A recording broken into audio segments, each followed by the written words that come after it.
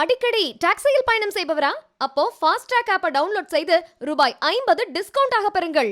எண்ணூர் தொழிற்சாலையில் நேரிட்ட அம்மோனியா வாயு கசிவு அதன் பாதிப்புகள் தொடர்பாக பூவுலகு நண்பர்கள் அமைப்பைச் சேர்ந்த சுந்தரராஜனிடம் மேலும் விவரங்களை கேட்டு பெறலாம். சார் வணக்கம்.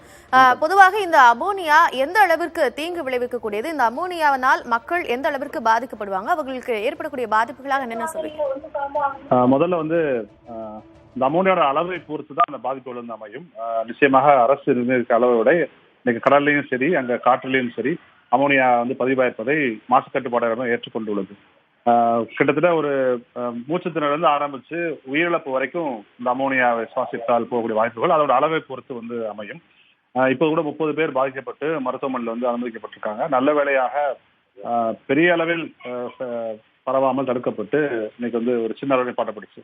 இங்க முக்கியமான கேள்வி என்னன்னா, ஒரு பேலர் தொழிற்சாலை நிறுத்தி வைக்கப்பட்டு மறுபடியும் துவங்கும் பொழுது, அதாவது திருப்பி நீங்க ரீஸ்டார்ட் பண்றீங்க அப்படின்னா அந்த இண்டஸ்ட்ரியல் சேஃப்டிக்குரிய அந்த தொழில் பாதுகாப்புக்குரிய விஷயங்களை முன்கூட்டியே கண்காணித்திருக்க வேண்டும். அது கண்காணித்தா எனக்கு தெரியவில்லை. ஏன்னா நீங்க ஒரு டிசாஸ்டர் நடந்திருக்கு, 2 டிசாஸ்டர். ஒன்று எக்ஸாம் புயல் வந்திருக்கு, அப்புறம் எண்ணெய் கசிவு வந்திருக்கு. இந்த ரெண்டு சமயத்திலும் பல்வேறு ரெட் கேட்டகரி இண்டஸ்ட்ரீஸ் க்ளோஸ் பண்ணி வச்சிருந்தாங்க.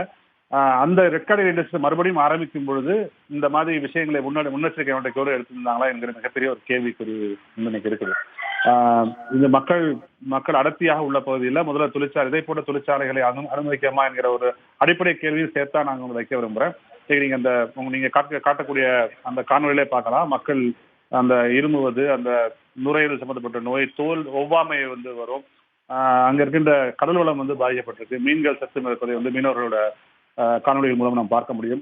இது ஒட்டுமொத்தமாக ஒரு மிகப்பெரிய ஒரு சூழலியல் சீர்கேட்டை, அதாவது உயிர் போனாதான் பெரிய அளவு பாதிப்பு என்ற அர்த்தம் கிடையாது. மக்களுக்கு சிறிய அளவில் தொந்தரவோ தொல்லை ஏற்பட்டால் கூட பாதிப்பு தான். இன்னைக்கு 30 பேர் அட்மிட் ஆயிருக்காங்க.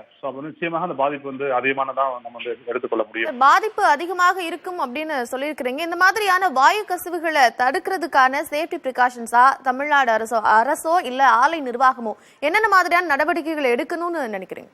இல்ல, ஆலை நிர்வாகத்தை பொறுத்த மட்டும் அவங்க டெக்னாலஜி அப்கிரேட் பண்ணிட்டே இருக்கணும். நீங்க இன்னைக்கு வரக்கூடிய புதிய தொழில்நுட்பங்களை நீங்க வாங்கி இதை போன்ற கசிவுகள் ஏற்பட்டால் உடனே தெரியாம ரோபோட்டிக் சென்சர்ஸ் நிறைய சின்ன அளவுல கசிவு இன்ஃபேக்ட் நேற்று மத்தியானமே மீனவர்கள் அங்க அந்த பபுள்ஸ் மாதிரி வர பார்த்திருக்காங்க. லோக்கல் சொல்லியிருக்காங்க, இந்த மாதிரி ஏதோ குமிழா வருது.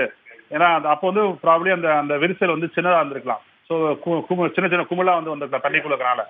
இரவு போக போக அவங்க அந்த அமோனியா உள்ள இழுக்கும் போது அந்த விரிசல் பெருசாகி அந்த வாயு வெளியேறிக்கலாம். இது என்னன்னு சொல்லி அந்த குழு ஆய்வு செஞ்சு முழுமையா நான் புரிஞ்சுக்கிட்ட வரையில மதியத்திலிருந்து ஜஸ்ட் லைக் தட் ஒரு 11 மணி போல அல்ல 10:30 மணி போல ஒரே வகையில அந்த கசிவு ஏற்பட்டிருக்காது.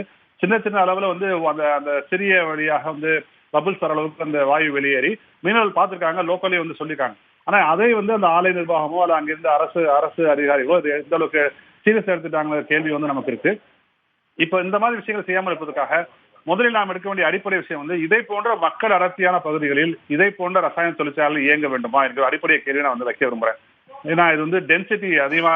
ரெண்டாவது, இதை போன்ற ரெட் கேட்டகரி இண்டஸ்ட்ரீஸ் எண்ணூரில் இன்னும், ஏன்னா எண்ணூர் கம்ப்ளீட்டா போயிடுச்சுன்னு சொல்லி தேசிய பசுமை தீர்ப்பாயத்தோட பேராசிரியர் சுல்தான் இஸ்மாயில் அவர்கள் தலைமையில் அமைக்கப்பட்ட கமிட்டி எண்ணூர்ல இனிமே Ennore it's cross its carrying capacity, அதை தாங்க திறனை பல மடங்கு தாண்டி விட்டதாக அந்த ஆய்வறிக்கை சொல்லுது.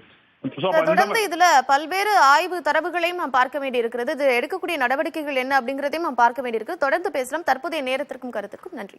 அடிக்கடி டாக்ஸியில் பயணம் செய்பவரா? அப்போ ஃபாஸ்ட் ட்ராக் ஆப்பை டவுன்லோட் செய்து ரூபாய் 50 டிஸ்கவுண்ட் ஆக பெறுங்கள்.